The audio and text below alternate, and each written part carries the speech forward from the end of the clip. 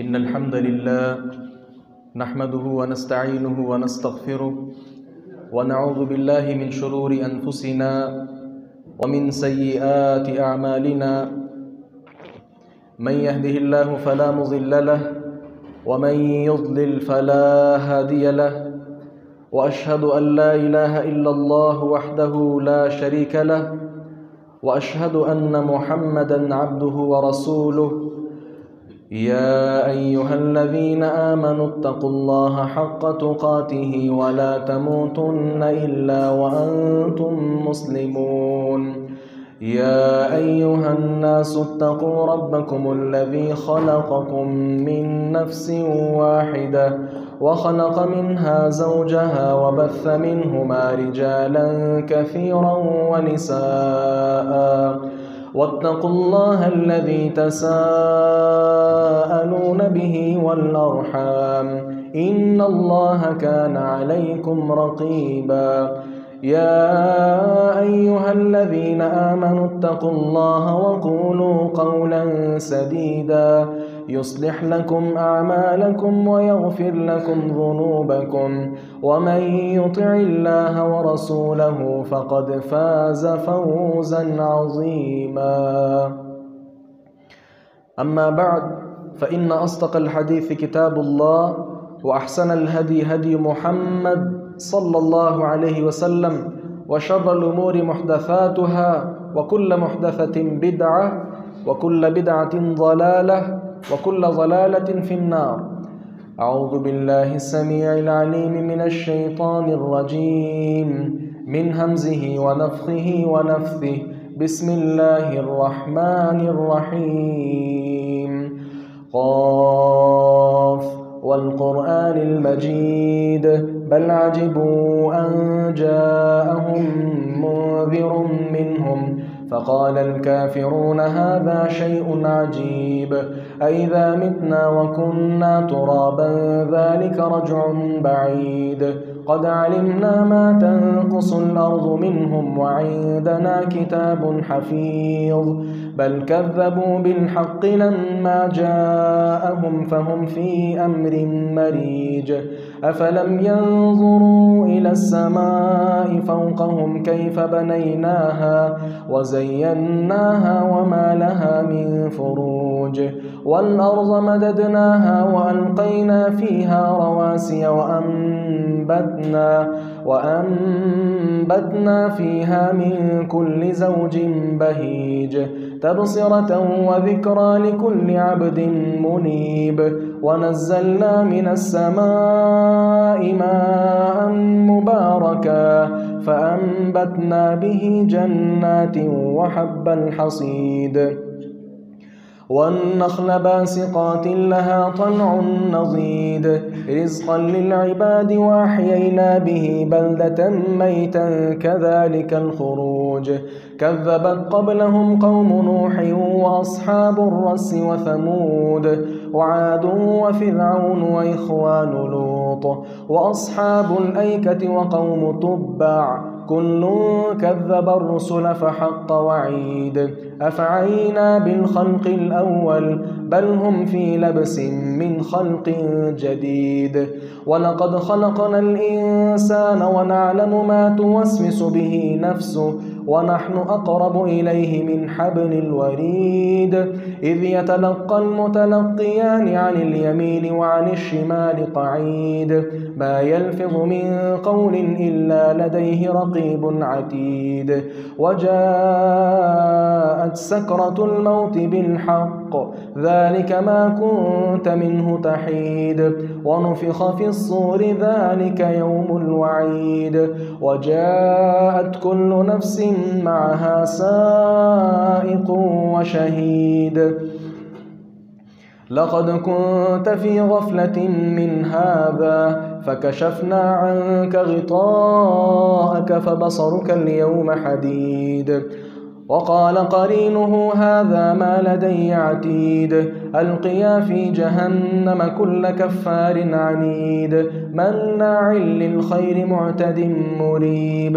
الذي جعل مع الله إلها آخر فألقياه في العذاب الشديد قال قرينه ربنا ما أطغيته ولكن كان في ضلال بعيد قال لا تختصموا لدي وقد قدمت إليكم بالوعيد ما يبدل القول لدي وما أنا بظلام للعبيد يوم نقول لجهنم هل امتلأت وتقول هل من مزيد وأزلفت الجنة للمتقين غير بعيد هذا ما توعدون لكل أواب حفيظ من خشي الرحمن بالغيب وجاء بقلب منيب ادخلوها بسلام ذلك يوم الخلود لهم ما يشاءون فيها ولدينا مزيد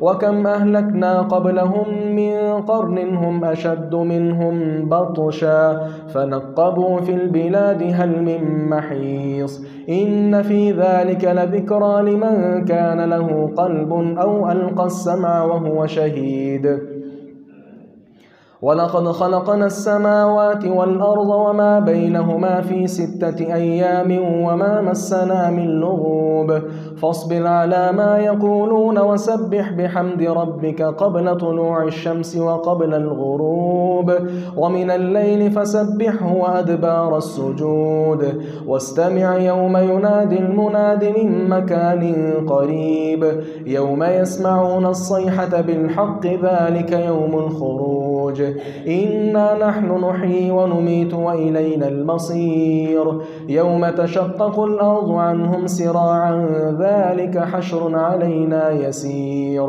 نحن أعلم بما يقولون وما أنت عليهم بجبار فذكر بالقرآن من يخاف وعيد. قال الله سبحانه وتعالى في مقام آخر ومن يهن الله فما له من مكرم.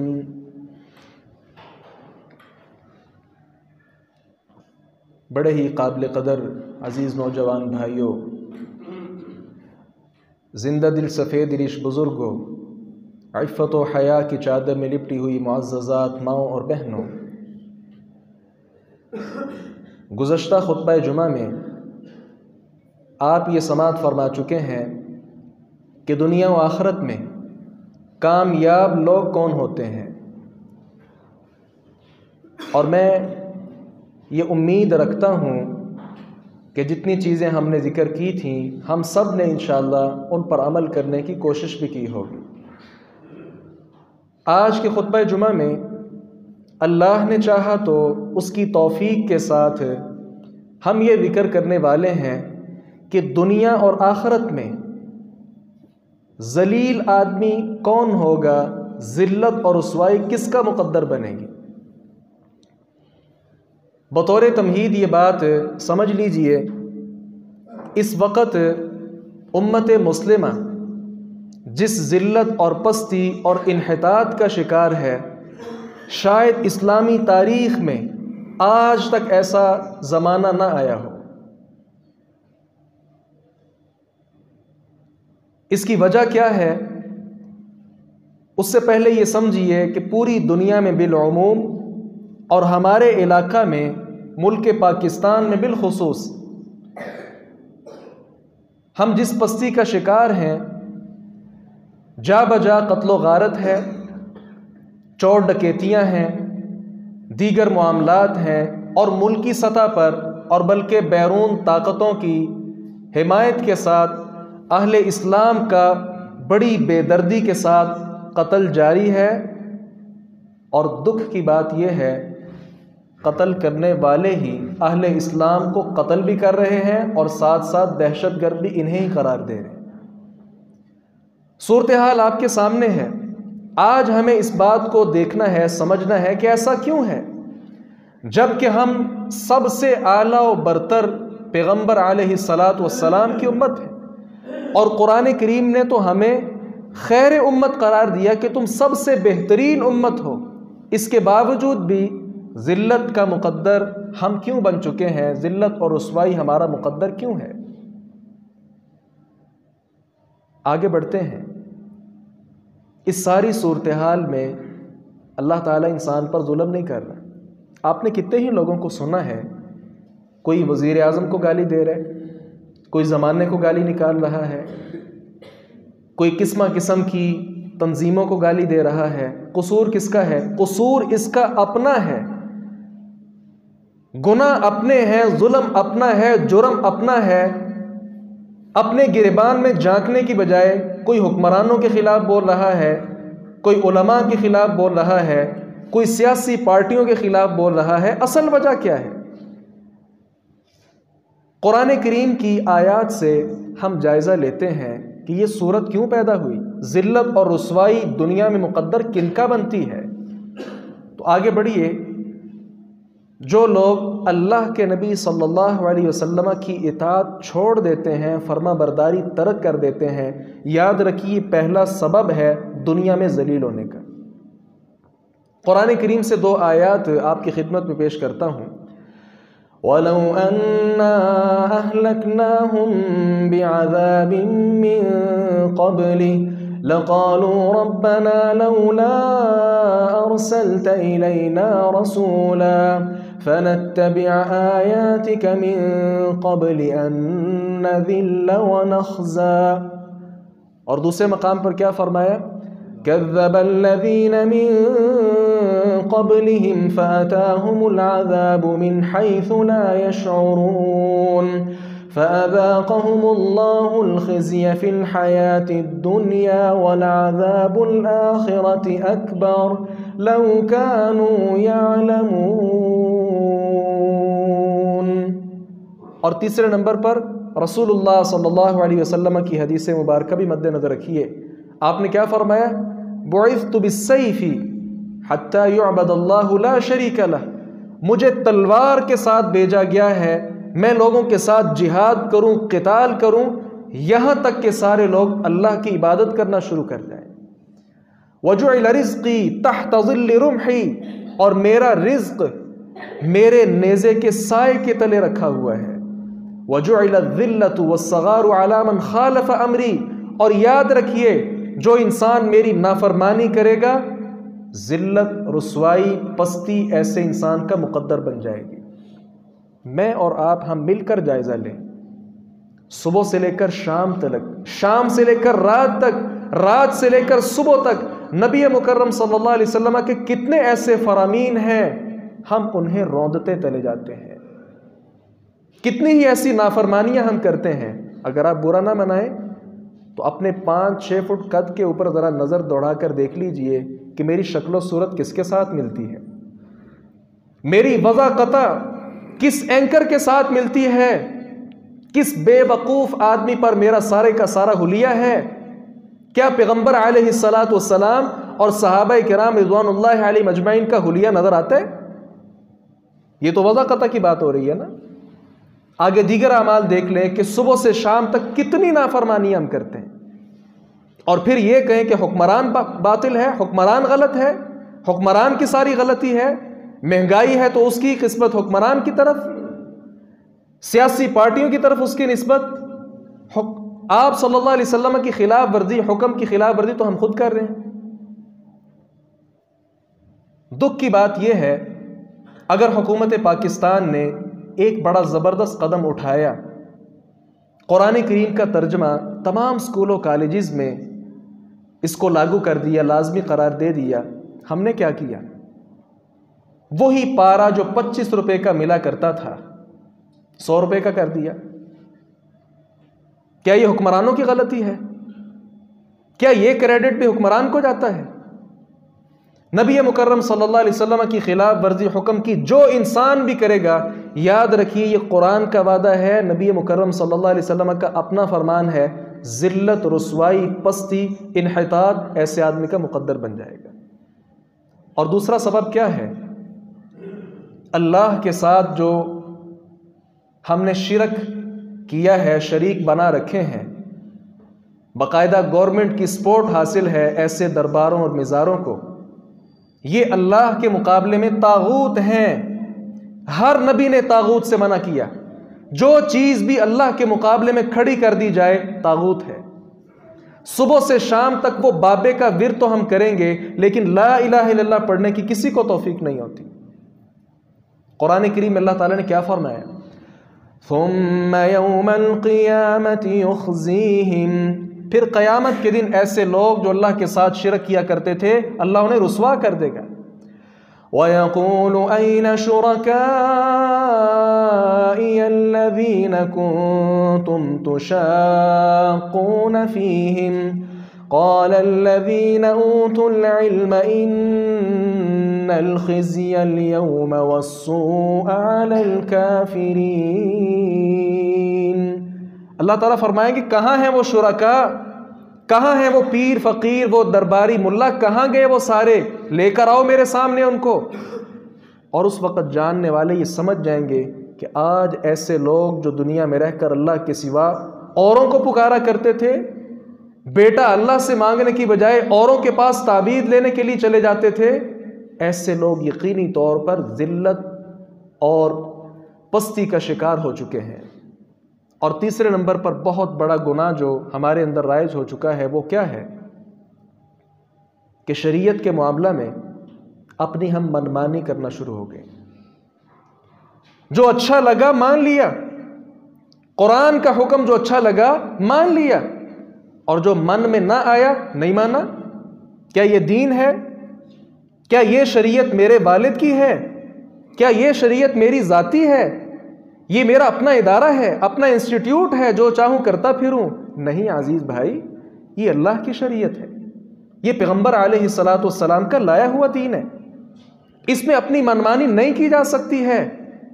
دل چاہا فجر پڑھ لی، نہ چاہا تو ظہر نہ پڑھی۔ دل چاہا تو میری بہن نے نقاب کر لیا، کسی آدمی سے پردہ کر لیا، نہ چاہا تو بالکل نہ کیا۔ کیا یہ اسلام ہے؟ کیا یہ مسلمانی ہے؟ محسوس نہ کیجئے گا، قرآن کریم کی ایک آیت پیش کرتا ہوں۔ اللہ تعالیٰ نے کیا فرمایا؟ أَفَتُؤْمِنُونَ بِبَعْضِ الْكِتَابِ وَتَكْفُرُونَ بِبَعْضِ، کیا تم قرآن کے بعض حصے پر ایمان لے آتے ہو اور کچھ حصے کا انکار کر دیتے ہو اور سمجھتے ہو کہ ہم مسلمان ہیں، ہم جنت کے حقدار ہیں، ہم نبی کی امت میں شامل ہیں؟ نہیں۔ فَمَا جَزَاءُ مَن يَفْعَلُ ذَلِكَ مِنكُمْ إِلَّا خِزْيٌ فِي الْحَيَاةِ الدُّنْيَا، جو شخص بھی ایسا کرے گا دنیا میں ذلت کا سامنا اس کو کرنا پڑے گا۔ وَيَوْمَ الْقِيَامَةِ يُرَدُّونَ إِلَىٰ أَشَدِّ الْعَذَابِ، اور قیامت کے دن بھی ایسا انسان سخت عذاب کے اندر دھکیل دیا جائے گا۔ وَمَا اللَّهُ بِغَافِلٍ عَمَّا تَعْمَلُونَ، تم جو کچھ بھی کر رہے ہو اللہ تبارک و تعالیٰ ایک ایک چیز سے واقف ہے، وہ غافل نہیں ہے۔ چوتھا بڑا گناہ جو ہمارے اندر موجود ہے، جس وجہ سے یہ ذلت اور رسوائی ہمارا مقدر بنی ہوئی ہے، وہ گناہ کیا ہے؟ اللہ اور اس کے رسول صلی اللہ علیہ وسلم کو ہم تکلیف پہنچاتے ہی رہتے ہیں۔ نعرہ بھی لگا لیے محبت کا کہ سب سے زیادہ میری محبت اللہ سے ہے، سب سے زیادہ محبت نبی مکرم صلی اللہ علیہ وسلم سے کرتا ہوں۔ ہم اپنے دعویٰ میں کتنے سچے ہیں ذرا جائزہ لیجیے۔ اللہ اور اس کے رسول کو تکالیف پہنچانا یہ ہمارا شیوا بن چکا ہے۔ صحیح بخاری میں رسول اللہ صلی اللہ علیہ وسلم کا ارشاد گرامی موجود ہے۔ آپ نے کیا فرمایا؟ اللہ سے بڑھ کر کوئی صبر والا نہیں ہے۔ میں آپ کے سامنے کھڑا ہوں، میری کو چغلی کرے، غیبت کرے، میرا کیا حال ہوگا؟ لیکن اللہ تبارک و تعالیٰ کے ساتھ شرک کیا جا رہا ہے، بدگمانیاں کی جا رہی، اس کو صبح و شام ناراض کیا جا رہا ہے۔ نبی مکرم صلی اللہ علیہ وسلم فرماتے ہیں اللہ تعالیٰ کا بڑا ہی صبر ہے، وہ پھر بھی خاموش، پھر بھی روزی دے رہے، روٹی پھر بھی دے رہے، عزت پھر بھی دے رہے، اولاد پھر بھی دے رہے، سب کچھ دے رہا ہے، اس کے باوجود کہ اس کے ساتھ شرک کیا جا رہا ہے۔ حدیث قدسی اللہ تعالیٰ نے کیا فرمایا؟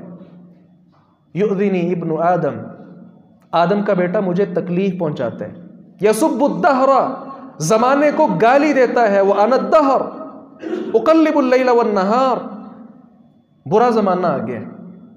نہیں عزیز بھائی، اللہ تعالیٰ نے فرمایا زمانہ تو میں ہوں، دن اور رات کا ہیر پھیر تو میں کرتا ہوں. کتنی ہی زبانیں ایسی ہیں کہ جو یہ کلمات کہتی آپ کو نظر آئیں گی، یار آج کل تو زمانہ ہی برا آ گیا. بھائی زمانہ اللہ تعالیٰ ہے، یہ کتنی معمولی سی بات ہے، لیکن صبح و شام ہم یہ بات کہہ کر کے زمانہ برا آ گیا، اللہ تعالیٰ کو تکلیف نہیں پہنچا رہے. بیٹا اللہ نے دیا، منسوب کسی اور کی طرف کر دیا، کیا یہ اللہ کو تکلیف پہنچانا نہیں ہے؟ نماز اللہ نے فرض کی، نہیں آتا مسجد میں، کیا اللہ کو تکلیف نہیں پہنچا رہے؟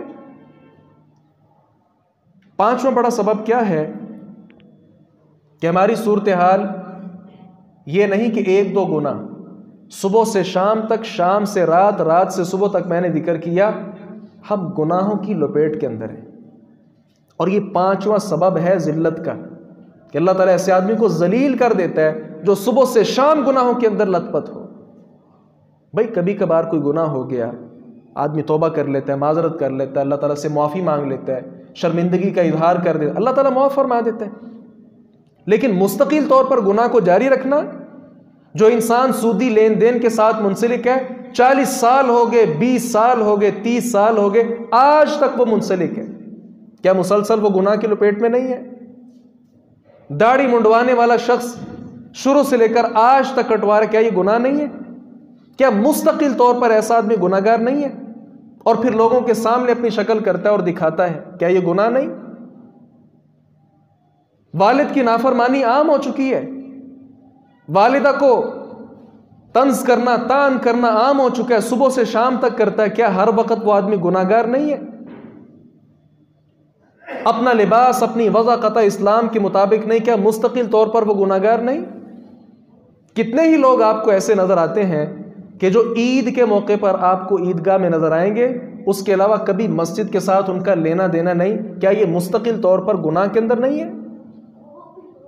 یہ پانچواں بنیادی سبب ہے کہ ذلت اور رسوائی اللہ تعالیٰ ایسے آدمی کے مقدر میں کر دیتے ہیں جو مستقل طور پر گناہ کر رہے ہیں.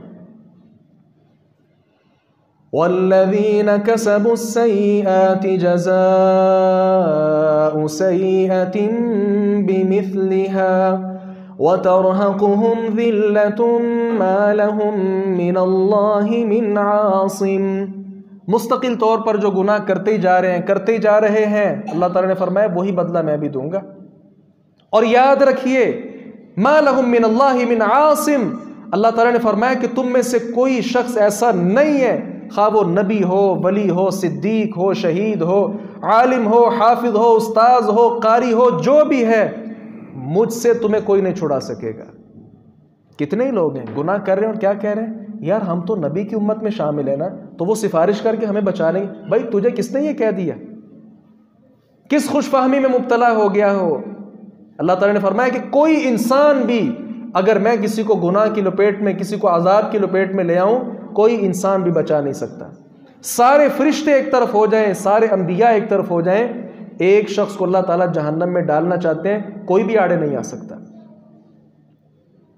اور چھٹا سبب کیا ہے؟ نہ ہم خود دین پر عمل کر رہے ہیں اور نہ کسی کو کرنے دیتے ہیں. اللہ کے راستے سے روکنے میں ہمارا بہت بڑا ہاتھ ہے. اس کی بے شمار مثالیں پیش کی جا سکتی ہیں. مثال کے طور پہ اگر کسی کا بیٹا جوان ہو گیا، اس کی 14 سال عمر ہے، بالغ ہے، وہ والدین کو حکم ہے اس کا نکاح کا.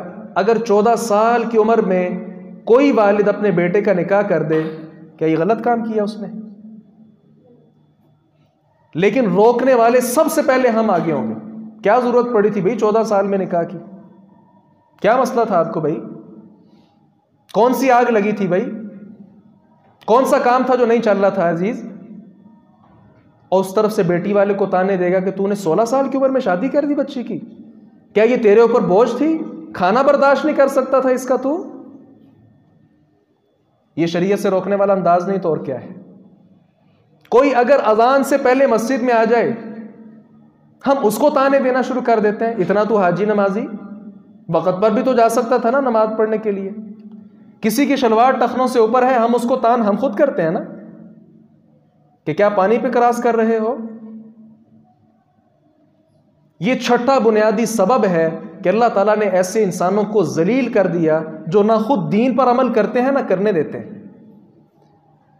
وَمِنَ النَّاسِ مَن يُجَادِلُ فِي اللَّهِ بِغَيْرِ عِلْمٍ وَلَا هُدًى وَلَا كِتَابٍ مُنِيرٍ ثَانِيَ عِطْفِهِ لِيُضِلَّ عَن سَبِيلِ اللَّهِ لَهُ فِي الدُّنْيَا خِزْيٌ وَنُذِيقُهُ يَوْمَ الْقِيَامَةِ عَذَابَ الْحَرِيقِ۔ دنیا اور آخرت میں ایسے انسان کے لیے رسوائی ہے اور اللہ تعالیٰ کی طرف سے عذاب ہے جو آدمی کسی مسلمان بھائی کو دین پر عمل کرنے سے روکتا ہے۔ اور 7ویں نمبر پر میں یہ سمجھتا ہوں کہ ہم ذاتی طور پر نہیں بلکہ من حیث القوم سارے کے سارے اس گناہ کی لپیٹ میں ہیں۔ وہ کون سا 7واں گناہ ہے؟ بے حیائی کو فروغ دینا۔ ان الذين يحبون ان تشيع الفاحشة في الذين آمنوا، یقیناً وہ لوگ جو پسند کرتے ہیں کہ اہل ایمان کے اندر فحاشی اور عریانی عام ہو جائے، لَهُمْ عَذَابٌ أَلِيمٌ فِي الدُّنْيَا وَالْآخِرَةِ، ایسے لوگوں کے لیے دنیا اور آخرت میں دونوں جہانوں میں عذاب ہے۔ وَاللَّهُ يَعْلَمُ وَأَنْتُمْ لَا تَعْلَمُونَ، اللہ تعالیٰ جانتے ہیں، آپ نہیں جانتے ہو۔ فحاشی اور عریانی میں سب سے پہلا سٹیپ کیا ہے کہ میں اپنی بیٹی کو پردہ ہی نہ کرواؤں، اور اس میں والدین کا بہت بڑا ہاتھ ہے۔ پھر کیا ابھی چھوٹی ہے نا، بڑی ہو کر پردہ ہی تو کرنا ہے اس نے۔ یہ بات کہہ کر 20 سال کی بچی ہو جائے، 25 سال کی ہو جائے، آپ کی تو وہ بچی ہے لیکن کسی اور کے لیے وہ بچی تو نہیں ہے، اس پر شریعت کے احکام لاگو ہو چکے ہیں، پردے کا حکم موجود ہے، لیکن میں نہیں کروانا چاہتا۔ چلو اغیار سے کر لینا لیکن کزنوں سے نہ کرو پردہ۔ بھائی کزن آسمان سے آئے ہیں، دیور سے پردہ نہیں کرنا۔ کیوں نہیں کرنا؟ رسول اللہ صلی اللہ علیہ وسلم سے سوال کیا گیا، افرائیت الحم، دیور کے بارے میں بھی فرمائیے۔ آپ نے فرمایا الحم الموت، دیور تو موت ہے۔ جو گھر کے اندر رہنے والا ہے، رشتہ دار ہے، اس کو تو زیادہ پتا ہے کہ یہ خاتون گھر میں اکیلی کب ہوتی ہے، اس سے بچنا تو زیادہ ضروری ہے۔ لیکن پردے کے مسائل ہم نے صرف علماء کے لیے خاص کر دیے کہ یہ مولویوں کی بیویوں کو جچتا ہے کہ وہ برقع پہنے۔ ہمیں آزادی چاہیے، اور اس آزادی میں ہر فرد کا ہاتھ ہے۔ اللہ تعالی ہمیں معاف فرما دے۔ یہ 7واں بڑا گناہ ہے۔ اور 8واں گناہ کیا ہے؟ مسجد سے لوگوں کو روکنا۔ وَمَنْ أَظْلَمُ مِمَّنْ مَنَعَ مَسَاجِدَ اللَّهِ أَنْ يُذْكَرَ فِيهَا اسْمُهُ وَسَعَى فِي خَرَابِهَا، اور اس شخص سے بڑا ظالم کون ہے جو اللہ کے گھروں سے لوگوں کو منع کرتا ہے کہ وہاں اللہ کا ذکر کیا جائے، اور وہ یہاں مسجد میں آ کر فساد پھیلانا شروع کر دیتا ہے۔ أُولَئِكَ مَا كَانَ لَهُمْ أَن يَدْخُلُوهَا إِلَّا خَائِفِينَ، مسجد میں آنے والوں کو چاہیے کہ وہ ڈرتے ہوئے اللہ کے گھر میں داخل ہوں، اللہ کا خوف دل میں رکھتے ہوئے مسجد میں داخل ہوں۔ کتنے صحابہ کرام ایسے ہیں جن کے بارے میں آپ نے پڑھا ہوگا کہ جب وہ وضو کرنے لگتے تو ان کے ہاتھ کانپتے تھے، وضو کرنے لگتے ان کے دل میں ڈر پیدا ہو جاتا، خوف پیدا ہو جاتا، سارا جسم کپکپانے لگتا۔ کیوں؟ ڈر پیدا ہو جاتا کہ کس ذات کے سامنے ہم کھڑے ہونے لگے ہیں۔ اللہ اکبر کبیرہ۔ لیکن ہماری صورتحال کیا ہے؟ بڑی معذرت کے ساتھ مسجد میں داخل ہوتے ہی میری یہ خواہش ہوتی ہے کہ مجھے کوئی بچہ نظر آئے اور میں اس کو ڈانٹوں، مجھے کوئی بوڑھا نظر آئے تو میں اس کو ڈانٹوں، مجھے کوئی ساتھی غلطی کرتا نظر آئے میں اس کو پکڑ کر پوری مسجد میں شور کر دوں، واویلا کر دوں، نماز پڑھنے والوں کی نماز خراب کر دوں۔ نہیں عزیز بھائی، مسجد یہ اللہ کے گھر ہے۔ میں مانتا ہوں کہ آپ نے لاکھوں روپیہ مسجد پہ لگایا، لیکن اس کے باوجود بھی سمجھیے مسجد آپ کی پراپرٹی نہیں ہے، آپ کا گھر نہیں ہے، یہ اللہ کا گھر ہے، اللہ کا گھر ہے۔ یہاں پر شور و غل کرنا، نمازیوں کو پریشان کرنا، تنگ کرنا، اول تو لوگ مسجد میں آتے نہیں ہیں، جو آتے ہیں ان کو ہم پریشان کریں، یہ بہت بڑا گناہ ہے۔ 8ویں نمبر پر زمین میں فتنہ اور فساد برپا کرنا، یہ بھی ذلت کا سبب ہے۔ انما جزاء الذین یحاربون اللہ ورسولہ وَيَسْعَوْنَ فِي الْأَرْضِ فَسَادًا، اللہ اور اس کے رسول کی مخالفت کرنے والے، اللہ اور اس کے رسول سے لڑنے والے اور زمین میں فساد برپا کرنے والے بھی ذلیل قسم کے آدمی ہیں۔ زمین میں فساد فی الارض کی کئی صورتیں ہیں، لوٹ مار، چوری ڈکیتی، جگہ جگہ قتل و غارت کے ساتھ جو بازار گرم ہے، یہ سارا فساد فی الارض ہے۔ 9ویں نمبر پر جہاد فی سبیل اللہ کو ترک کر دینا بھی قوم کی ذلت اور رسوائی کا ایک بہت بڑا سبب ہے۔ رسول اللہ صلی اللہ علیہ وسلم نے کیا فرمایا تھا؟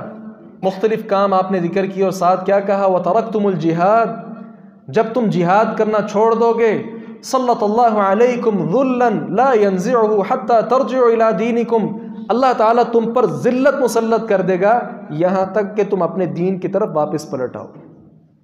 جہاد فی سبیل اللہ کو ترک کرنا بھی یہ بہت بڑا سبب ہے ذلت اور رسوائی کا۔ اچھا جہاد فی سبیل اللہ کیا ہے، اس کو ذرا سائڈ پہ رکھیں۔ اس بات پر میں اور آپ اپنا جائزہ لیں کہ قرآن کریم نے جہاد کی تیاری کرنا ہر فرد پر اس کو فرض قرار دیا ہے اور حکم دیا ہے۔ تمام اہل اسلام کے جتنے مسالک ہیں، جتنے فرقے، کوئی ایک عالم دین بھی اس آیت کا انکار نہیں کرتا۔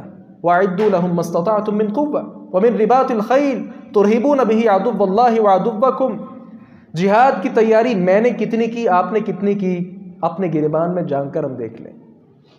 ہر شخص کی جیب میں 40,000 ہزار، 50,000 ہزار، لاکھ روپے کا موبائل موجود ہے۔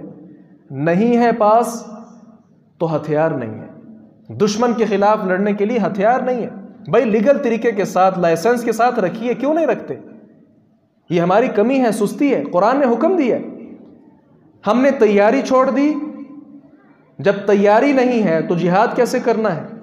جہاد بھی ترک کر دیا، تیاری بھی ترک کر دی، نتیجتاً کیا ہوا؟ 20 سال ہو چکے ہیں، میری اور آپ کی بہنیں کٹ رہی ہیں اور ان پر ظلم و ستم پہلے سے زیادہ جاری ہے، میرے کان کے اوپر جوں بھی نہیں رینگتی۔ بھائی میرا گھر تو محفوظ ہے نا، میں تو گھر میں محفوظ ہوں۔ فلسطین میں میری ماں کے ساتھ جو مرضی کیا جائے، مجھے کیا؟ کشمیر میں کٹنے والی بہن کے ساتھ جو کچھ بھی ہوتا رہے، مجھے کیا؟ وہ کون سا میری سگی بہن ہے؟ یہ شیطان کی طرف سے فلسفہ ہمارے ذہنوں کے اندر موجود ہے۔ اور 10ویں نمبر پر یاد رکھیے، کفر کا ارتکاب کرنا یہ بھی ذلت اور رسوائی کا سبب بنتا ہے۔ کفر کا ارتکاب کرنا، کفریہ کلمے کہنا، یہ کس طرح عام ہے؟ اس کی ایک چھوٹی سی مثال بہت بڑی ہے لیکن ہمارے ہاں سمجھا اس کو چھوٹا جاتا ہے، اس غرض سے میں کہہ رہا ہوں چھوٹی سی مثال لے لیجئے۔ آپ پبلک ٹرانسپورٹ پہ سفر کریں، تقریباً ہر گاڑی والا قوالی لگائے گا، اور بلکہ آپ کے گھروں میں بھی صبح قرآن کریم کی تلاوت ہو نہ ہو، کتنے گھر ایسے ہیں جن کے گھر قوالی ضرور لگتی ہے، بابا جی کا کلام ضرور چلنا ہے۔ اللہ کا کلام چلے نہ چلے، رسول اللہ صلی اللہ علیہ وسلم کی احادیث پڑھی جائیں نہ پڑھی جائیں، بابا جی کا کلام لازمی چلنا ہے۔ کیوں؟ بابا جی ہیں وہ، انا للہ و انا الیہ راجعون۔ آج تک کوئی ایک قوالی بھی ایسی میرے علم میں نہیں آئی کہ جو شرک سے پاک ہو، کفر سے پاک ہو۔ کفریہ شرکیہ کلمے، سب سے بڑھ کر ان قوالیوں میں اللہ تعالیٰ کی توہین شامل ہے، سب سے بڑھ کر اللہ کی توہین ہے۔ اور دوسرے نمبر پر ہمارے پیارے پیغمبر صلی اللہ علیہ وسلم کی توہین ہے، آپ مانے نہ مانے۔ کوئی ایک قوالی میرے سامنے پیش کرے، میں آپ کو اس میں سے دکھاؤں گا کہ کون کون سے کلمات ہیں جو اللہ تعالیٰ کی گستاخی پر مشتمل ہیں۔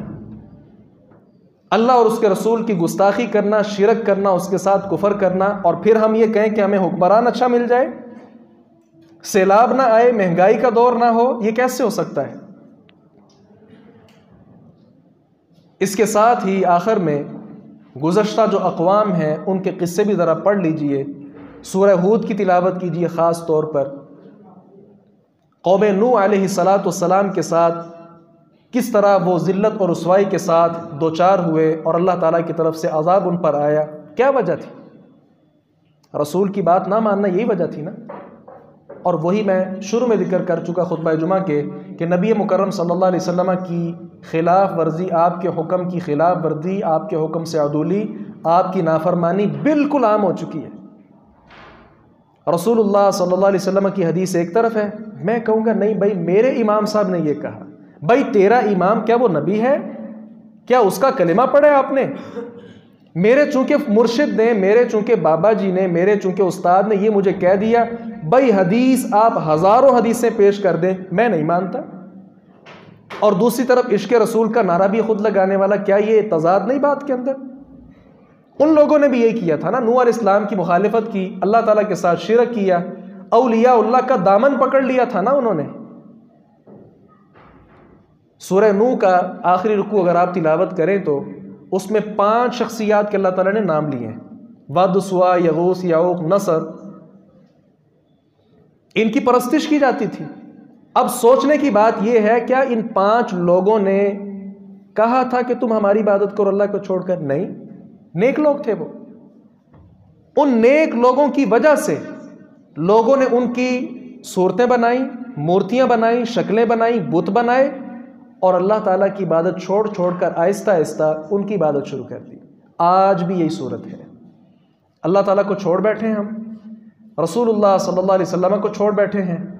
ہر ایک نے اپنا اپنا کوئی نہ کوئی مرشد بنایا ہوا ہے، وہ اس کے پیچھے لگا ہوا ہے. اتبعوا ما انزل الیکم من ربکم ولا تتبعوا من دونه اولیاء قلیلا ما تذکرون. اللہ تعالیٰ نے فرمایا ہے اتباع اس چیز کی طرف کرو، پیروی اس چیز کی کرو، بات وہ مانو جو میں نے آسمان سے نازل کی ہے. اور برملا کہا ولا تتبعوا من دونه اولیاء، قرآن کو چھوڑ کر، حدیث کو چھوڑ کر ولیوں کی پیروی نہ کرنا. یہ قرآن کریم کی آیت آپ کے سامنے پیش کر رہا ہوں. ولا تتبعوا من دونه اولیاء، قرآن و سنت کو چھوڑ کر اولیاء کے پیچھے، اللہ کے جو نیک لوگ ہیں ولی، ان کے پیچھے نہ پڑ جانا. یہ اللہ تعالیٰ نے قرآن میں منع کیا. لیکن ہماری صورت کیا ہے؟ ہم نے قرآن کو ہی ترک کیا اور اولیاء اللہ کا دامن پکڑ لیا، اللہ تعالیٰ کی خلاف ورزی کی نہ کی. تو پھر ذلت اور رسوائی ہمارا مقدر کیوں نہ بنے؟ نوح علیہ السلام کی قوم کے ساتھ کیا معاملہ پیش آیا آپ کے سامنے ہے. کشتی بنا کر جتنے اہل ایمان تھے اس میں سوار ہوئے، بقیہ سارے کے سارے کافر، پوری دنیا میں بسنے والے سارے انسانوں کو اللہ تعالیٰ نے غرق کر دیا. وَجَعَلْنَا ذُرِّيَّتَهُ هُمُ الْبَاقِينَ. قرآن میں اللہ تعالیٰ نے ذکر کیا کہ نوح علیہ السلام کی نسل ہی پھر ہم نے آگے چلائی. گویا نوح علیہ السلام آدم ثانی ہے. جس طرح آدم علیہ السلام انسانیت کے باپ ہے، اسی طرح دوسرے باپ نوح علیہ السلام ہے کہ جن کی ساری نسل اللہ تعالیٰ نے دوبارہ چلائی. معلوم ہوا نوح علیہ السلام کے علاوہ جتنے لوگ تھے سارے کے سارے اللہ تعالیٰ نے غرق کر دیے. اللہ اکبر کبیرہ. قوم شعیب علیہ السلام کس طرح انہوں نے، شعیب علیہ السلام آپ جانتے ہیں کہ انبیاء کرام علیہ السلام میں ایک خاص نام ہے شعیب کا. شعیب علیہ السلام بڑے زبردست خطیب تھے. اس کے باوجود بھی انہوں نے کیا کہا؟ ما نفقہ کثیرا مما تقول. شعیب آج کی اکثر باتیں ہم سمجھ نہیں پاتے، اور تو ہمارے اندر نعوذ باللہ ثم نعوذ باللہ گھٹیا اور نکما آدمی ہے. یہ چند لوگ اگر تیرے ساتھ نہ ہوں ہم تو پکڑ کر تجھے رجم ہی کر دیں، قتل ہی کر دیں. انا للہ و انا الیہ راجعون. جب نبی کے ساتھ انہوں نے یہ سلوک کیا اللہ تعالیٰ نے عذاب بھیج دیا. اور تیسرے نمبر پر صالح علیہ السلام کی قوم پہلے نشانیاں مانگی اللہ تعالیٰ سے. ایک اونٹنی اللہ تعالیٰ نے بھیجی، اس اونٹنی کے ساتھ انہوں نے ظلم کیا، اس کی کونچیں کاٹ دیں، اس کے پاؤں کاٹ دیے، اللہ تعالیٰ کی طرف سے عذاب آ گیا. اس کے ساتھ عاد علیہ السلام، عادی جو ہیں ان کے ساتھ کیا ہوا؟ قوم عاد کے ساتھ، وہ بھی آپ کے سامنے ہیں. مشرکین عرب کے ساتھ اللہ تبارک و تعالیٰ نے کس طرح کیا، کیسے وہ جنگ بدر کے موقع پر وہ سارے کے سارے کفار کے سرغنہ، ان کے لاشیں وہ بدبودار کنویں کے اندر موجود ہیں. تو یہ گزشتہ اقوام کے جو قصے ہیں اس بات کو بھی سمجھنے کی ضرورت ہے. قرآن کریم اللہ تعالیٰ نے قصے کہانیوں کے لیے نازل نہیں کیا. اس میں چند قصے اللہ تعالیٰ نے بیان اس لیے کیے ہیں تاکہ ہم عبرت حاصل کریں، نصیحت حاصل کریں. اگر ان سے نصیحت حاصل کریں، العاقل یہتدی بنسخ المجربین. عقل مند وہی ہوتا ہے جو تجربہ یافتہ لوگ جو ہے ان سے نصیحت پکڑتا ہے، عبرتناک واقعات کو مد نظر رکھ کر نصیحت پکڑتا ہے. ایسا انسان عقل مند ہوتا ہے. تو ہمیں عقل مند بننے کی ضرورت ہے. اللہ تعالیٰ سے دعا کیجیے باری تعالیٰ ہمیں خالصتاً قرآن و سنت کا پابند بنائے، ہم بات مانیں تو اللہ کی بات مانیں، رسول کی بات مانیں، اس کے علاوہ کسی اور کے پیچھے نہ لگیں۔ قرآن اور سنت اسی کے اندر خیر ہے۔ یہی وہ دعا ہے جو قرآن کریم کی آیت مبارکہ ہم ہر نماز کی ہر رکعت میں کرتے ہیں، اہدنا الصراط المستقیم صراط الذین انعمت علیہم غیر المغضوب علیہم ولا الضالین۔ ہدایت کا رستہ جو ہم نے طلب کیا وہ یہ قرآن و سنت ہے۔ رسول اللہ صلی اللہ علیہ وسلم نے کیا فرمایا تھا کہ میرے بعد لن تضلوا ما تمسکتم بہما، جب تک تم کتاب اللہ اور سنت رسول کو تھامے رکھو گے، مضبوطی سے پکڑے رکھو گے، گمراہ نہیں ہو سکو گے۔ قرآن اور سنت کو چھوڑیں فرقے بن جائیں گے، اور ہمارے سامنے کتنے فرقے اس وقت مسلمانوں کے بن چکے ہیں۔ وجہ کیا ہے؟ قرآن و سنت کو ہم نے چھوڑا ہے۔ تو ضرورت اس عمل کی ہے کہ قرآن کریم کا ترجمہ ہر گھر میں عام کیا جائے، رسول اللہ صلی اللہ علیہ وسلم کی احادیث ہر گھر کے اندر وہ کتابیں موجود ہوں۔ اردو کے اندر تمام احادیث کا ترجمہ اردو زبان کے اندر کر دیا گیا ہے۔ اب یہ ہماری سستی ہے نا کہ ہم قرآن کریم کے ساتھ احادیث کی کتب نہیں خریدتے۔ صحیح البخاری سب سے بڑی حدیث کی کتاب ہے، معروف کتاب ہے، اس کا ترجمہ موجود ہے، ترجمے کے ساتھ وہ کتاب خرید کر گھر میں رکھیں، خود پڑھیں، بچوں کو پڑھائیں۔ اور اس کے علاوہ دیگر کئی کتابیں ہیں احادیث کی، گھر کے اندر چھوٹی سی لائبریری بنائیں اور اپنے بیوی بچوں کو، والدین کو، سب کو تلقین کریں کہ وہ صبح و شام ان احادیث کو پڑھیں، ان آیات کو پڑھیں، تاکہ اللہ تبارک و تعالیٰ کا قرب حاصل ہو۔ اللہ تعالیٰ سے دعا ہے باری تعالیٰ حق بات کو سمجھنے اور اس پر عمل پیرا ہونے کی توفیق عطا فرمائے۔ وآخر دعوانا الحمد للہ رب العالمین۔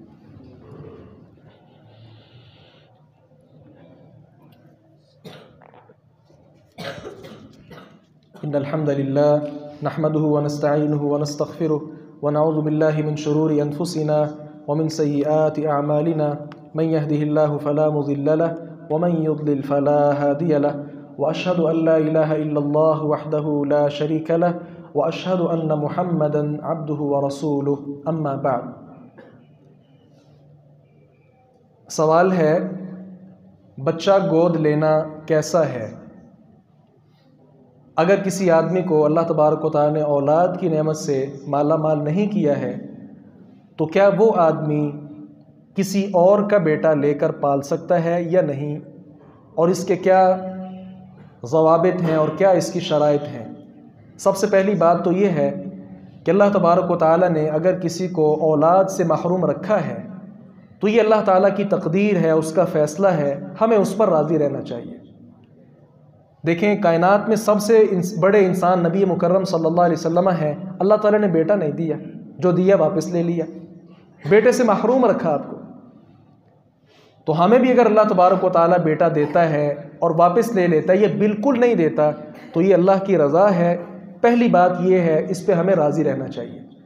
دوسری بات یہ ہے، چونکہ اولاد کی نعمت ایک بڑی ہی اس کے اندر چاشنی موجود ہے، تو اپنا دل بہلانے کے لیے، گھر میں رونق کے لیے اگر اپنا بھتیجا بھانجا لے لیا جائے، اس میں کوئی حرج نہیں ہے۔ کسی بھی ساتھی سے بیٹا لے لینا، بچہ گود لینا اور گھر میں اس کی پرورش کرنا، یہ انشاءاللہ نیکی کا باعث ہے، اجر کا باعث ہے۔ لیکن اس کے قواعد و ضوابط اللہ تعالیٰ نے بیان کیے ہیں۔ ادعوہم لآبائہم هو اقسط عند اللہ۔ اگر میں نے کسی کا بیٹا لیا، اس بیٹے کے نام کے آگے بطور ولدیت میں اپنا نام نہیں لکھ سکتا، اس کے حقیقی والد کا نام ہی لکھا جائے گا۔ اس کے ساتھ ساتھ وہ اگر بچہ بڑا ہوتا ہے تو اگر تو وہ اہلیہ کا محرم ہے، مثال کے طور پر کسی کی اہلیہ اپنا بھانجا لے آتی ہے، اپنی بہن کا بیٹا لے آتی ہے، یہ تو اس کی خالہ لگی، بڑے ہو کر اس کا پردہ کا مسئلہ نہیں بنے گا۔ لیکن اگر وہ بچہ اس عورت کا محرم نہیں ہے تو بڑا ہو کر جب وہ بچہ بالغ ہوگا تو وہ ہماری اہلیہ سے، ہماری گھر والی سے پردہ کرے گا۔ بالکل اسی طرح اگر کوئی بیٹی لے لی جاتی ہے، مرد جو ہے اس کا غیر محرم ہے، محرم نہیں ہے، جب وہ بچی بڑی ہوگی، اگرچہ وہ اس کو ابو جان کہہ کر ہی پکارتی ہے، لیکن اس کے کہنے کے ساتھ یہ اس کے والد نہیں بن گئے، اس کا جو خالو ہے یا پھپھڑ ہے۔ اگر بچہ اس طرح گود لیا گیا بچی، تو وہ بچی بڑی ہو کر اس سے پردہ کرے گی، کیونکہ پردے کے جو مسائل ہیں وہ اس کے ساتھ متاثر نہیں ہوتے ہیں۔ ہاں ایک صورت ہے کہ اگر کسی کا بچہ لے کر آپ کی اہلیہ اس کو دودھ پلا لیتی ہے تو اس صورت میں وہ اس کی رضائی والدہ بن جائے گی، وہ چونکہ رضائی ماں بن جائے گی، والدہ بن جائے گی، اس صورت میں اس سے پھر پردہ وہ مسئلہ نہیں بنے گا۔ تو یہ ہے بچہ گود لینے کے حوالے سے۔ دوسرا سوال نمازوں کے اوقات کے حوالے سے ہے کہ ہمارے ہاں مختلف مسالک کے جو تفاوت ہیں، فرق ہے، کسی کی نماز کتنے بجے ہو رہی ہے، دوسرے مسلک کی نماز کا وقت اور ہے، تو یہ تفاوت کیوں ہے؟ رسول اللہ صلی اللہ علیہ وسلم نے نمازوں کے مختلف اوقات بتائے ہیں، اور جبریل امین علیہ السلام نے مسجد حرام بیت اللہ میں رسول اللہ صلی اللہ علیہ وسلم کو نماز پڑھائی ہے، اور اس میں مختلف اوقات کا انہوں نے ذکر کیا، اور ساتھ ہی کیا کہا کہ آپ سے پہلے ان اوقات میں نماز پڑھی جاتی تھی۔ یہ روایت موجود ہیں۔ اب رہی بات کہ ہمارے ہاں یہ بہت زیادہ فرق کیوں ہے، رسول اللہ صلی اللہ علیہ وسلم سے پوچھا گیا تو آپ نے فرمایا کہ نماز کو اول وقت پر، الصلاۃ لوقتھا، نماز کو اول وقت میں ادا کرنا یہ زیادہ فضیلت والی چیز ہے۔ تو اگرچہ نماز کو تاخیر سے پڑھنا بھی جائز ہے، لیکن اول وقت میں نماز پڑھنا یہ ضروری ہے۔ دوسرے نمبر پر بعض نمازیں ایسی ہیں جیسے عصر کی نماز ہے، ہمارے ہاں ان مساجد میں جو نماز ہوتی ہے الحمدللہ اول وقت میں نماز ادا کی جا رہی ہے، لیکن دیگر مسالک والے حضرات جو ہیں 3 اوقات بن گئے نا، ایک ہو گیا افضل وقت، ایک ہے جائز وقت، اور ایک ہے ممنوع وقت۔ تو ان کی نماز عمومی طور پر ممنوع وقت میں جا کر ہو رہی ہے، اس لیے نمازوں کو اول وقت میں ادا کرنا یہ زیادہ فضیلت والی بات ہے۔ ہاں نماز عشاء جو ہے اس کا صحیح مسلم میں روایت موجود ہے، رسول اللہ صلی اللہ علیہ وسلم نے فرمایا کہ عشاء کی نماز کو تاخیر سے پڑھنا یہ افضل ہے، اور اس کا ٹائم آپ نے بتایا کہ آدھی رات تک ٹائم رہتا ہے۔ آدھی رات ہم کیسے شمار کریں گے؟ 12 بجے نہیں، آدھی رات کا مطلب ہوتا ہے کہ اذان مغرب سے لے کر اذان فجر تک یہ مکمل رات ہے، اس کا آپ درمیانہ حصہ کریں، وہ کبھی 10 بجے بن گیا، کبھی 11 بجے، کبھی 12 بجے، کبھی 12:30 بجے، وہ جتنا بھی ٹائم بنے وہ آدھی رات تک اس کا ٹائم موجود ہے۔ لیکن اس کا ہرگز یہ مطلب نہیں ہے کہ مسجد میں نماز ہو رہی مثال کے طور پر 7:30، لیکن میں نماز پڑھنے نہیں آتا، میں یہ سمجھتا ہوں کہ میں 10 بجے نماز پڑھ لوں گا، یہ غلطی ہے، کیونکہ اذان سن کر مسجد میں آنا ضروری ہے۔ یہ مسجد کی منتظم اگر منتظمین نماز کو تاخیر سے کر دیں، مثال کے طور پہ عشاء کی نماز کا ٹائم لکھ دیں کہ 10 بجے ہے، بہت اچھی بات ہے، کیا جا سکتا ہے، اس میں حرج نہیں، لیکن یہ نہیں کہ مسجد میں نماز 7 بجے ہو رہی ہے اور میں نہ آؤں کہ گھر میں لیٹ نماز پڑھوں گا، یہ صورت صحیح نہیں ہے، کیونکہ اذان یہ اللہ تعالیٰ کی طرف سے ایک پیغام ہے، یہ پیغام سن کر مسجد میں آنا ضروری ہے۔ اللہ تعالیٰ سے دعا ہے باری تعالیٰ حق بات کو سمجھنے اور اس پر عمل پیرا ہونے کی توفیق عطا فرمائے۔ دعا فرمائے جتنے اہل اسلام بیمار ہیں اللہ تعالیٰ تمام بیماروں کو صحت کاملہ عاجلہ نصیب فرمائے، جتنے اہل اسلام پریشان ہیں اللہ تعالیٰ تمام پریشانیاں ان کی دور فرمائے، جو صاحب اولاد ہیں اللہ تعالیٰ ان کی اولاد کو ان کی آنکھوں کی ٹھنڈک بنائے، جو بے اولاد ہیں اللہ تعالیٰ اپنی جناب سے انہیں بھی اولاد کی نعمت سے سرفراز فرمائے۔ ربنا ظلمنا انفسنا وان لم تغفر لنا وترحمنا لنكونن من الخاسرین۔ ربنا آتنا في الدنيا حسنة وفي الآخرة حسنة وقنا عذاب النار۔ سبحان ربك رب العزة عما يصفون۔